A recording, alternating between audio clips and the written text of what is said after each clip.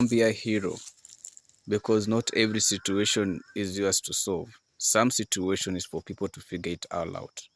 You see, we live in times where people want to avoid accountability, then find a person to be able to take their failures of responsibility and accountability so that they can have someone to blame or someone to ride on their successes or how they handle things. But the truth of the matter is it's not your business to be a hero. You see, when a building is burning and you don't know the exits everything, you may get in and get burnt in it. Even firefighters have to consider all factors considered with all the training. They have to consider every factor. Anything could go sideways. You can get into a room and one particular area, the gas gets leaked. So how much, what will be the how will you be able to help the situation if you are blown up by the gas cylinder? And at the end of the day, it's not your business to be a hero of everything. Some look at it from the situation: someone is drowning and they just jumped in at that time and they said, let me just jump immediately. If you don't consider your own safety and all other factors and where you're even jumping in, the truth of the matter is you may jump in, they may pull you down, you die, somehow they get rescued, you're gone. Yeah, sometimes there are situations that are very tough, and we live in a time in society when someone goes wrong, everybody say, where's the family, where's the partner, where is this, where is that? And maybe the thing is, these people are looking for to blame, and people who actually want this individual that what you're getting yourself into will get you in trouble. And now, because social media has a way where everyone can always give the expression and share stories. So sometimes if you're not very cautious and keen, before people start getting into the nitty-gritties and know the truth, people start saying, oh, this is how X gender behaves, oh, this is how this gender behaves, oh, this is how this community behaves, oh, this is how this. And then you all realize, hold up, all you guys were fighting and the person actually did the mistake and they were told, and there's enough evidence. It's like the way you'll see on social media, someone will put a caption and put all the information, and someone will be commenting and saying, what did that person say? I mean, she just have read the caption, or she just read the caption, or a clip is 10 minutes long or 20 minutes, and someone is saying, what did they say? I don't know. Maybe you should read the whole clip to understand the context and what it all meant. We need to be very careful because people have a tendency to point fingers at other people and say, that's your person, you should have done this, you should have done that. Maybe they did more than all that. Maybe they went over and board. Maybe they got into debts. Maybe they got into so much trying to solve and salvage a situation that was not salvageable. Now, there is a sad tendency right now within within relationship being toxic.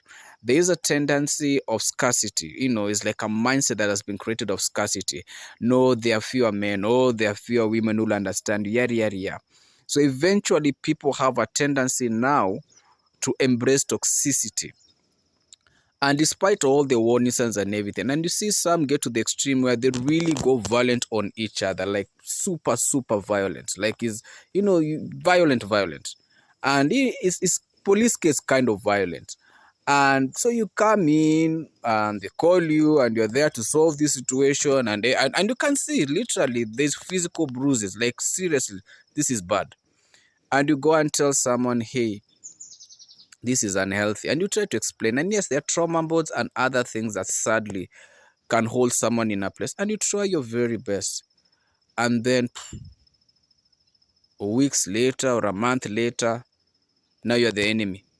No, you're the one who stood between them. No, that time you were praying, you're the one who was, so you end up moving from a hero or someone who was trying to give counsel to now the bad person.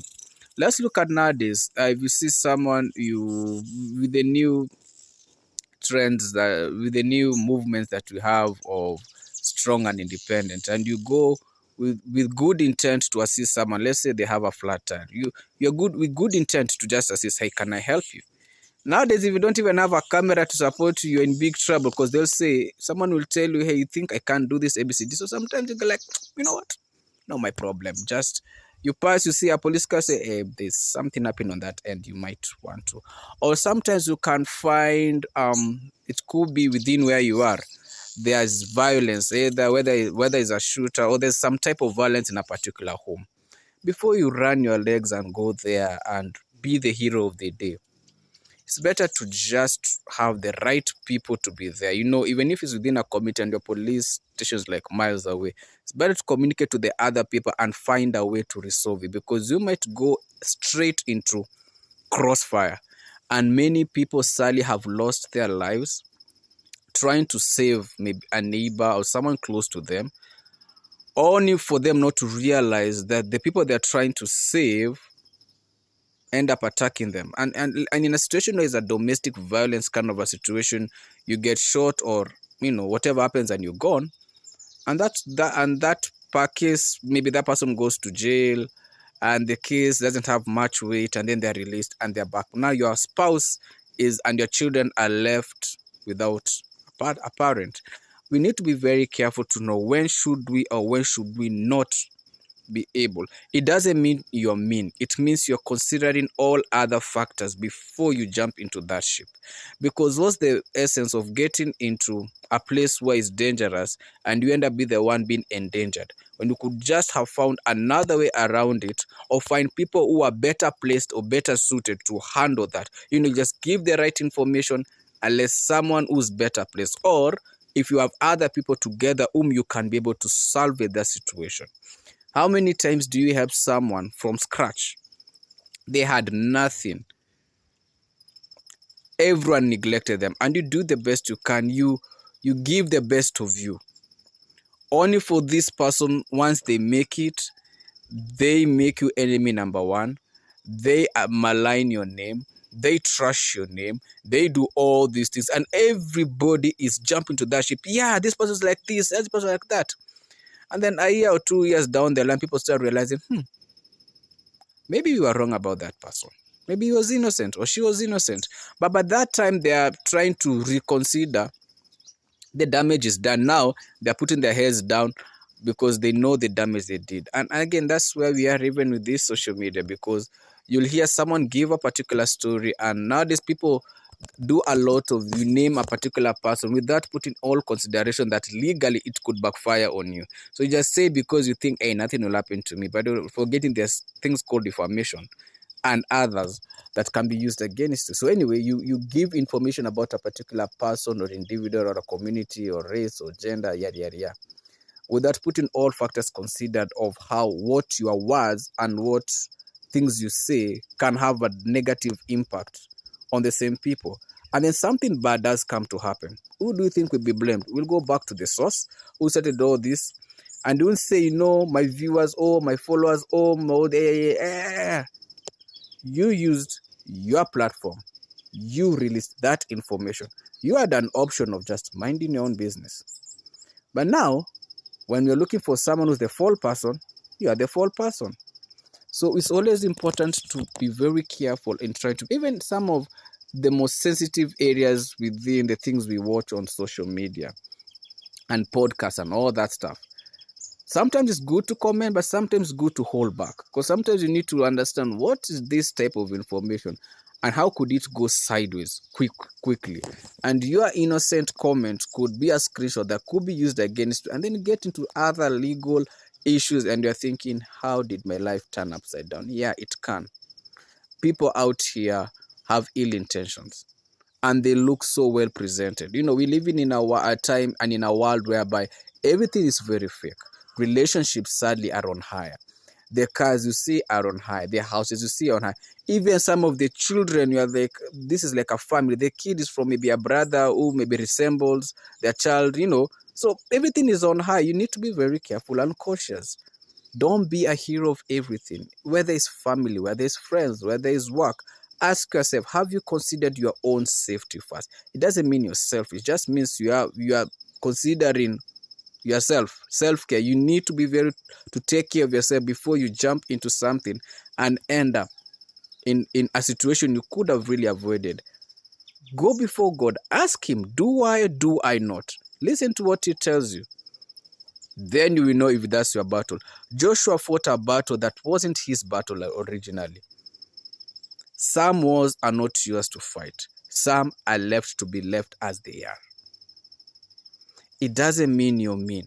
It doesn't mean you're not considerate. It doesn't mean you have a collar. It just means you are looking at all factors, because many friendships, relationships, partnerships have been destroyed because someone played a hero innocently, thinking and perceiving that what they were doing was right, not knowing that these people they were trying to defend were actually the perpetrators, and there is enough evidence, and now they who were once innocent are now caught up. Let's look at how people smuggle illegal stuff in airports, for example, or train stations, or major where there are many people. What happens, especially if there has to be a security check? Someone will approach you, and a very well presented individual, old or young, please hold this thing for me. Or they strike up a good conversation. Maybe maybe they hear conversation on phone, or they just have a way. They always have a way to get to you, and they strike up a nice conversation, and then they ask, where are you going? Oh, I'm going to this end. Yeah, yeah, yeah. Oh, could you hold up? Can I put this on? I need to run to the washroom. I need to pick something. And you're innocent thinking, humanity. Not knowing that the person you're dealing with is a smuggler or a trafficker. And the authorities come next to you, because even the CCTV shows you guys seem to have a conversation. Let's say even this point to even laughing. So they're thinking you guys really do know each other. And you end up being interrogated and asked questions, and depending on the country and the type of intelligence agency within that place, it depends. Some areas will be roughed up, some you won't be roughed up, but they'll rough you up mentally, emotionally. They'll break you in ways you cannot comprehend, until someone realizes, hold up guys, this person was not involved with this person, this is just another victim. But the damage they've done to you is beyond. Or let's say someone says they're going through something in a relationship. They want you to house them, and you're thinking, just being a good person, not knowing that where they are from, they've done so much damage. And when people are now connecting the dots, they come to your place, and eventually they cause a lot of damage to your life, and they leave you worse than you ever were. And that naivety that you had, perceiving that you're assisting an individual, only for you to come and lose everything. How many people have housed someone from the other gender, and maybe it was someone who, asleep, they needed something, only for you to end up to be told you have defiled, you have done ABCD. Only when by God's grace someone gets deeper into the case, they realize you just victim number 100 from another 100 of complainers.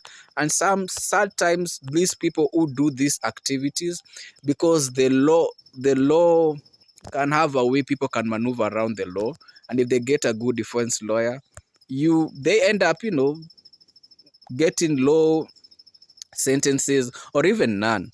But the damage they leave, they destroy many families. You see, when you destroy one person, one individual, old or young, just one, you break a chain.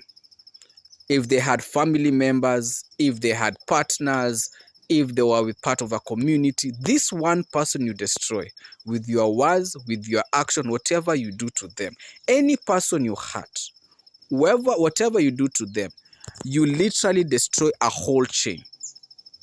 And not everybody is going to take it rightly. Some people will be all arms on you.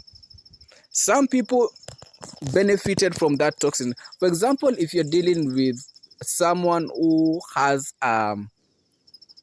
who's very nefarious with scamming and stealing and all that, whether they use it through relationships, whichever way, you could find there's someone who's literally benefiting from this kind of vices, and they believe they don't care about the consequences. They just need the money to, they've budgeted for it. And then you end up calling this particular individual out, and then you start realizing there's a whole chain of crazy people, psychopathic, sociopathic people on your case, and thinking, what's going on here? Don't be a hero. Just someone says, I have the saddest story. And yeah, that's the saddest part. There are people who are genuine, who are suffering. There are people who are genuine, who have been abused. There are people who are genuine, who have taken major losses. Sadly, we have many people to the extreme end who take advantage of this situation to destroy. For example, if you suffered a lot from a narcissistic type of situation or relationship, and you go into a place whereby you have fellow victims or survivors of this ordeal, among you, you have 2 or 3, 4 narcissists looking for the next person to attack, and they'll only hit it at your lowest moment, because as you're sharing and thinking, I've found a place where we are the same, someone is buying time. And you never know. And that's a sad thing. It's like how people look at marriages or relationship. And sadly, I look at the marriage, and because the relationship maybe you can live, but the marriage becomes tricky with all the divorces, with all the legality that come with it. So someone can really fake it to get into your life, and they'll play and they can fake it even for a decade if they have to, because it's an investment they're making on you. Only for someone to look at you a decade later and they're thinking, what happened to this person? This person was well groomed and everything.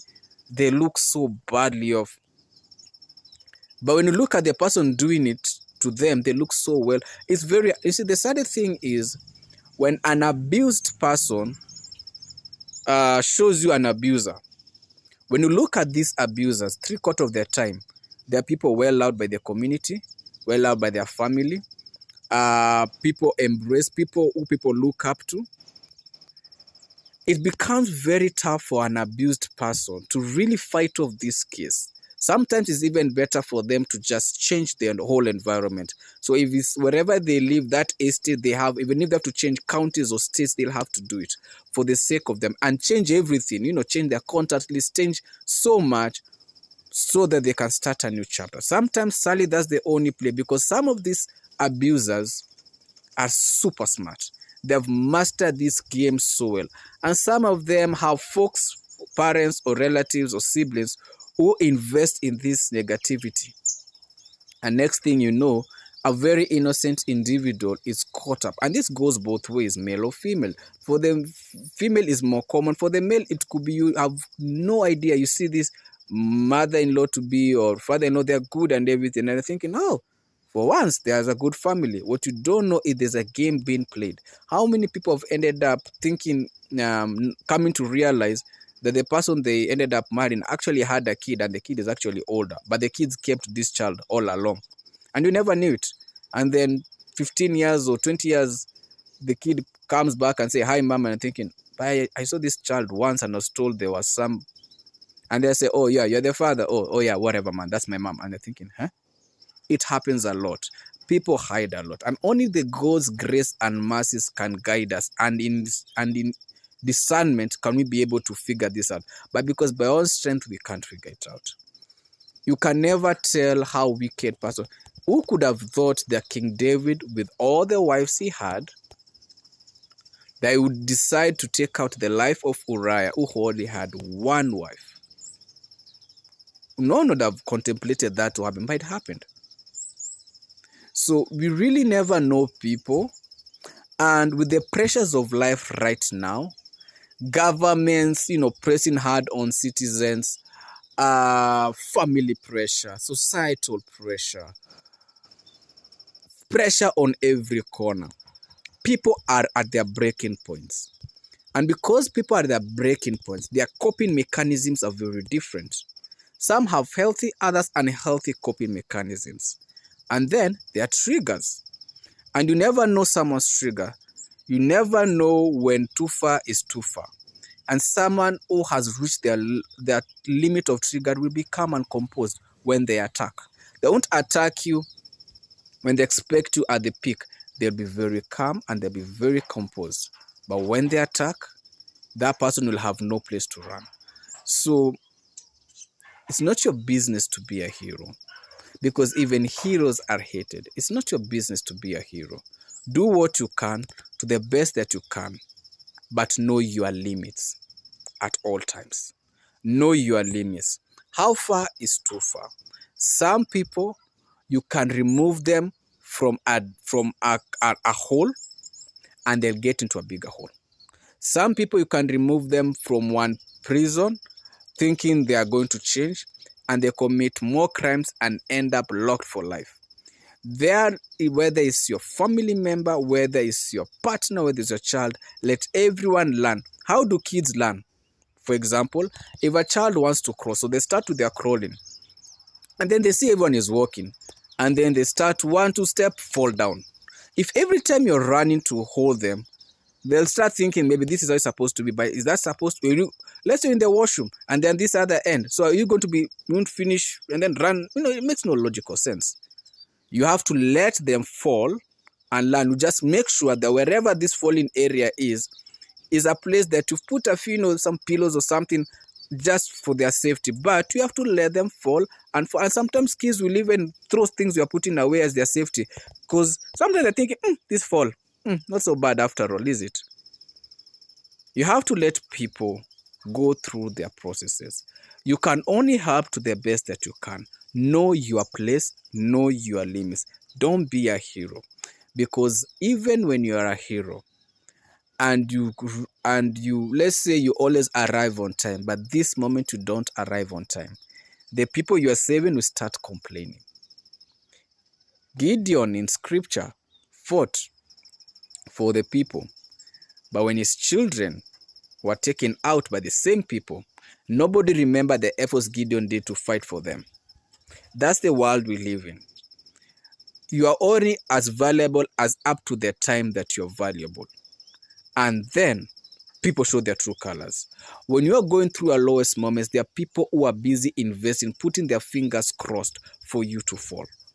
And when you fall, they are yes. But when you rise again, they all go missing. Why? Because now they know you know them. You see, when you have many so-called friends, you really don't have friends. Your friends is the max you will do maybe is 5. But beyond 5, you need to be very cautious, because the question is, what are they getting? People's intentions are very scary. You can be working with someone and enjoying yourself with someone, but the intention is wicked. How many people have been abused sexually by their best friends, by their friends, by their cousins, by people who are so close, the people they confided in? How many people have lost their marriages or relationship through their own friends, people they confided in? You see, you really don't know what the other person goes through when they sleep. You don't know what happens in their dream. And you don't know what the intrusive thoughts is always kicking.